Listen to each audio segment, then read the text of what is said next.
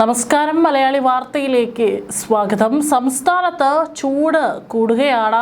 പല ജില്ലകളിലും അതികഠിനമായിട്ടുള്ള ചൂടാണ് രേഖപ്പെടുത്തുന്നത്. ഈ ഒരു സമയത്താണ് ആശ്വാസമായി ഇന്ന് വിവിധ ജില്ലകളിൽ ഇടിമിന്നലോട് കൂടിയ മഴയ്ക്ക് സാധ്യതയുണ്ടെന്നുള്ള ഒരു മുന്നറിയിപ്പ് കാലാവസ്ഥാ നിരീക്ഷണ മാപ്പുകൾ സൂചിപ്പിക്കുന്നത്. അറബിക്കടലിൽ രൂപപ്പെട്ട ഈർപ്പമുള്ള കാറ്റിന്റെ സ്വാധീനമാണ് മഴയ്ക്ക് കാരണമാകുന്നതെന്നാണ് വിദഗ്ധർ പറയുന്നത്. വടക്കൻ മധ്യ കേരളത്തിലെ തീരപ്രദേശങ്ങളിലും സമീപ പ്രദേശങ്ങളിലുമാണ് കൂടുതൽ മഴ സാധ്യത കാണുന്നത്. പ്രത്യേകിച്ച് കോഴിക്കോട് ഉൾപ്പെടുന്ന മലബാർ തീരപ്രദേശങ്ങളിലും ശക്തമായ മഴയ്ക്കുള്ള സാഹചര്യമാണ് നിലനിൽക്കുന്നത്. മധ്യ കേരളത്തിലെ കൊച്ചി ഉൾപ്പെടുന്ന പ്രദേശങ്ങളിലും ചിതറി നിന്ന മഴ ലഭിക്കാൻ ഇടയുണ്ട്. അതേസമയം തെക്കൻ കേരളത്തിലെ തിരുവനന്തപുരം മേഖലകളിലും ഇടത്തരം മഴയ്ക്ക് സാധ്യതയുണ്ടെന്നാണ് സൂചന. കേരളത്തിന് സമീപമുള്ള കർണാടക തീരപ്രദേശങ്ങളായ മംഗളൂരു ഭാഗങ്ങളിലും മഴ ശക്തമായിരിക്കുമെന്ന മാപ്പ് വ്യക്തമാക്കുന്നു. ഉൾനാടൻ പ്രദേശങ്ങളായ കോയമ്പത്തൂർ, മൈസൂർ മേഖലകളിലും ഒറ്റപ്പെട്ട മഴയ്ക്കാണ് സാധ്യത.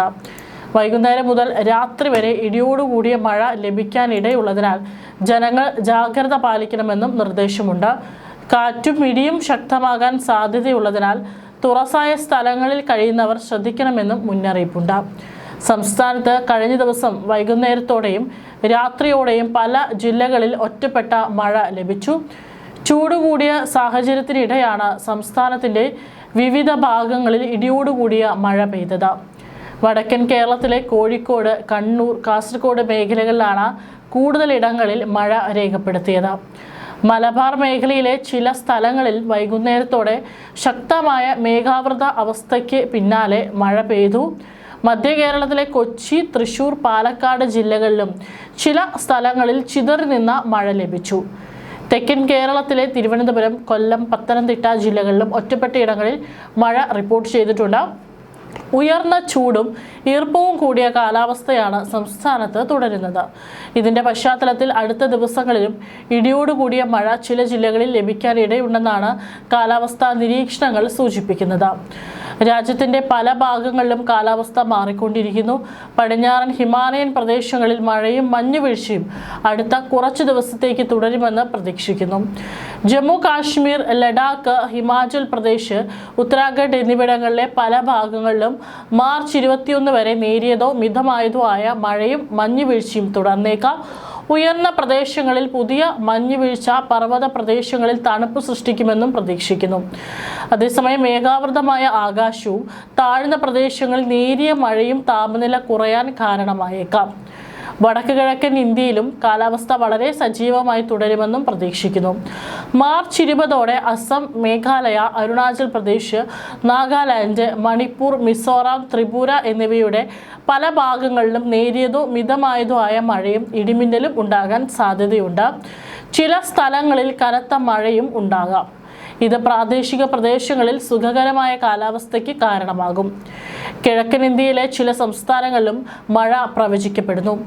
മാർച്ച് 17 പശ്ചിമ ബംഗാൾ, ഒഡീഷ, ആന്ധ്രാപ്രദേശിന്റെ തീരദേശം, ജാർഖണ്ഡിന്റെ ചില ഭാഗങ്ങൾ എന്നിവിടങ്ങളിൽ ആകാശം മേഘാവൃതമായിരിക്കുമെന്നും ഇടിമിന്നലോട് കൂടിയ മഴയുണ്ടാകുമെന്നും പ്രതീക്ഷിക്കുന്നു. ഇത് ഈ പ്രദേശങ്ങളിലെ താപനിലയിൽ നേരിയ കുറവിന് കാരണമായേക്കാം. ദക്ഷിണേന്ത്യയുടെ ചില ഭാഗങ്ങളിൽ നേരിയ കാലാവസ്ഥ അനുഭവപ്പെടാം. ആൻഡമാൻ നിക്കോബാർ ദ്വീപുകളിലും കേരളത്തിലും നേരിയതോ മിതമായതോ ആയ മഴ പ്രതീക്ഷിക്കാം. തെക്കൻ തമിഴ്നാട്ടിലെ ഒറ്റപ്പെട്ട സ്ഥലങ്ങളിലും നേരിയ മഴ ലഭിച്ചേക്കാം. കാലാവസ്ഥാ നിരീക്ഷകരുടെ അഭിപ്രായത്തിൽ ഗുജറാത്തിന്റെ പല ഭാഗങ്ങളിലും കിഴക്കൻ ഇന്ത്യയിലും മധ്യ ഇന്ത്യയിലും അടുത്ത 3 ദിവസങ്ങളിലും പരമാവധി താപനില ക്രമേണ കുറയുമെന്നും പ്രതീക്ഷിക്കുന്നു. സമീപ ദിവസങ്ങളിൽ പല പ്രദേശങ്ങളിലും താപനില സാധാരണ നിലയേക്കാൾ കൂടുതലായിരുന്നു. അതിനാൽ മേഘാവൃതവും നേരിയ മഴയും ചൂടിൽ നിന്ന് കുറച്ച് ആശ്വാസം നൽകുമെന്ന് പ്രതീക്ഷിക്കുന്നു.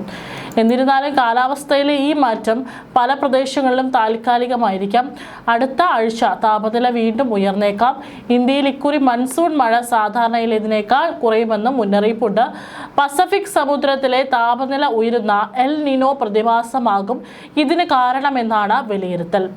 US ദേശീയ കാലാവസ്ഥാ ഏജൻസിയായ US നാഷണൽ ഓഷ്യാനിക് അറ്റ്മോസ്ഫറിക് പറയുന്നതനുസരിച്ച് ജൂൺ, ഓഗസ്റ്റ് മാസങ്ങളിൽ എൽ നിനോ ശക്തി പ്രാപിക്കും.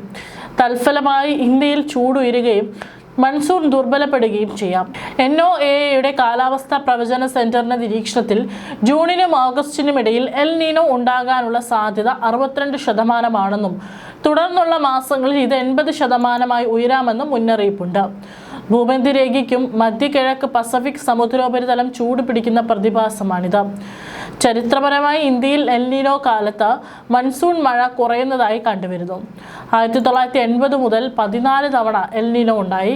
ഇതിൽ 9 തവണയും മൺസൂൺ മഴ സാധാരണയിലും കുറവാണ് ലഭിച്ചത്. അതേസമയം 1997 എൽ നീനോ ഉണ്ടായിട്ടും ഇന്ത്യയിൽ മൺസൂൺ കാലം അസാധാരണമായിരുന്നു. പസഫിക് സമുദ്രത്തിലെ താപനില വ്യത്യാസം മൺസൂൺ കാറ്റുകളുടെ ശക്തി കുറയാനിടയാക്കും.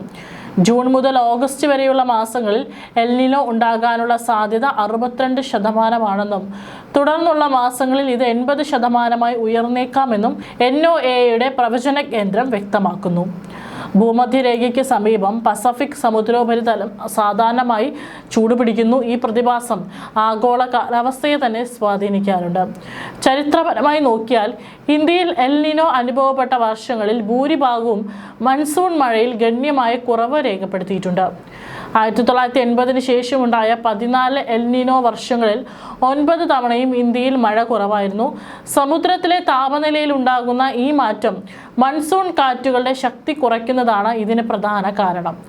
എങ്കിലും എല്ലാ എൽ നീനോ വർഷങ്ങളിലും മഴ കുറയണമെന്നില്ല.